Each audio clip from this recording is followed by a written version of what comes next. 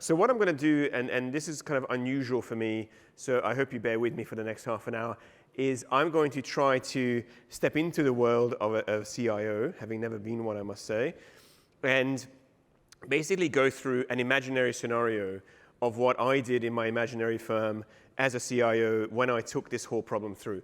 And in order to make that credible, I'm going to weave in lots of stories about the actual organizations and people I have spoken to over the last year who are facing these kinds of problems, but I'm not going to tell you who I spoke with and what they said. So I'm going to kind of blend imagination with fact together, and that's going to remind you a lot of, anyway, what GenAI is. So that QR code in the middle is a little survey. It's optional, don't worry. If you like to do it, you're more than welcome. It's just more about adoption of AI. If you want to do it, go ahead. I just want to put it there for your reference. But really what we're going to be doing is going through these 4 stages. And I'm going to be speaking as this kind of imaginary CIO who's going to be taking you through the process that we went through, okay, in order to tackle how we're going to deal with generative AI in our organization. Our organization, in this case, is a fictional financial services firm, so that I'm not naming names as well. It's kind of a medium size. It provides lots of kind of services. So the first thing that we did is that we really focused on the discovery. Okay? The first part of any technology is to understand what is the hype and what's happening. So in last year, some of our grad students and some of our younger staff came in and said, look at this thing called GPT-4, isn't it amazing? And we all kind of looked at them and said, what are you talking about? And they showed us this incredible platform with really interesting kind of outcomes, and we started looking at it with a small team, and we started to find that actually GPT-4's performance, this was about March and April last year, was pretty decent. And if you put it out there, it was actually very good at solving problems. It was a language model, it was an AI system, it was off the shelf, and yet it was equivalent, if not beating, many students in different kinds of exams. And this was kind of a revelation to us, although we're not in the business of law or sitting GREs or SATs. What we said is that this system can do some stuff. And not only can it do some stuff, it can do quite a lot more. And so probably you would have seen this graph yet last year. It was produced and it was really, really popular, mostly at scaring people, because what it shows is how the model is able to sit different kinds of exams and perform quite well. And so you saw from the green bars with the 10%, the 60%, to the light blue with the GPT-4, and this kind of transition to the right, which basically meant that this model could do really well at a bunch of different kinds of tasks. Verbal GRE, SAT, even a law exam, maths, LSAT, not everything, but many, many things. And that basically made it really capable at tasks. It made it really capable to help us with different kinds of problems, and we took notice of this model as something that is kind of beyond the level of intelligence that we would have expected from an AI system. But not only that, but what we started to see last year was that the evolution was fast, was very rapid. Within a single year, an example of a generative AI system called Midjourney that does pictures, but some of you might have seen it, it's very nice and creative, went from version 1 to version 5.2 in a year. In a year. And so what we saw was rapid acceleration in something that was almost comical and a bit silly and a bit halfway there to something that was actually very, very competitive. In fact, just on this topic, we started to see things like photography competitions being won by these kinds of systems.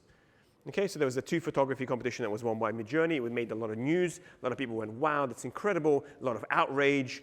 Half the artistic community was very upset by this. The other half was overjoyed by a new tool that they could play with. But nonetheless, the point was GenAI was here, and it was capable, and it was competent, and it had arrived. It had arrived really quickly and kind of slapped us across the collective faces to say, here I am, what are you going to do about it?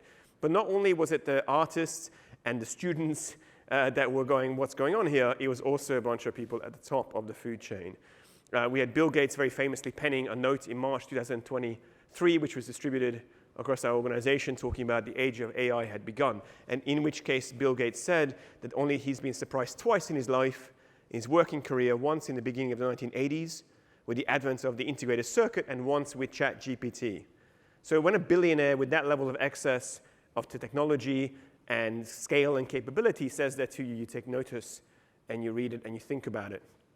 The late Henry Kissinger, who unfortunately passed away last year, said in a note penned in the New York Opinion Times with the former chairman of Google, said, a new technology bids to transform the way the human cognitive process as it has not been shaken up since the invention of printing.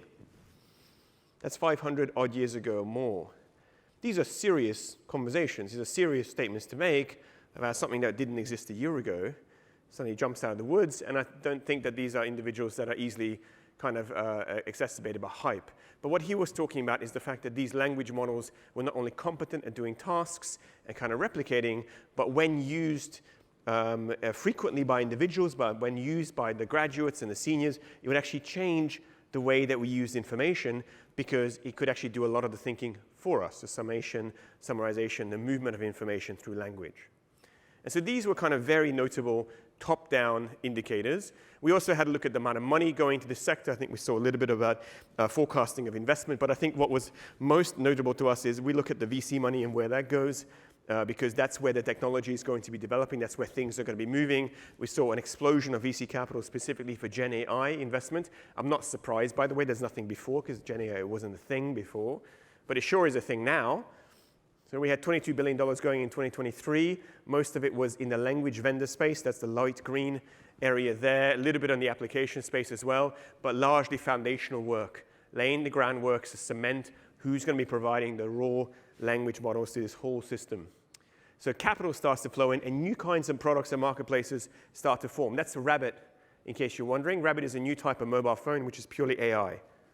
There is no interface. There's no app store. There's nothing. They've trained an AI model to go and do the web browsing for you and do web actions for you. So all you have to do is talk to it, and it will do stuff. Now, whether it's brilliant today or not, or whether it works perfectly, is not the point. The point is there's a whole new product that endangers a smartphone in terms of market share. It's $200, it's not $1,000, and so on. So what you're starting to see is not only that, hey, this is an interesting technology to do more, but actually that it opens up whole new marketplaces and ideas. You saw this initial response. There's a wonderful Bain article in the top right there. But also you had PwC, you had obviously the technology companies, you had the consultancies, you had super funds, Salesforce, and you have Apple, which is, even though the smaller article at the bottom is possibly one of the most impactful ones, saying we're going to invest in this, we're going to use this, this is a big deal. So you had a corporate response, you had a top-down response, you had capability, so the game was on. Gen AI had arrived, it was competent, we took notice, and finally the regulators responded as well last year. You had a regulatory response specifically from the US, you had a somewhat of a regulatory response from Europe, probably more this year, but Biden came out and said, yeah, we need to regulate, we need to govern this. It's a big deal. It's here, and it's going to make a big difference. So capability was done, and we were convinced that Gen AI was here. What we needed to do now as the CIO in my fictional company is to define solid ground. Everything I said is wonderful, but it's capability. It's not product. And so therefore, we need to turn this into what can we use it for in our business.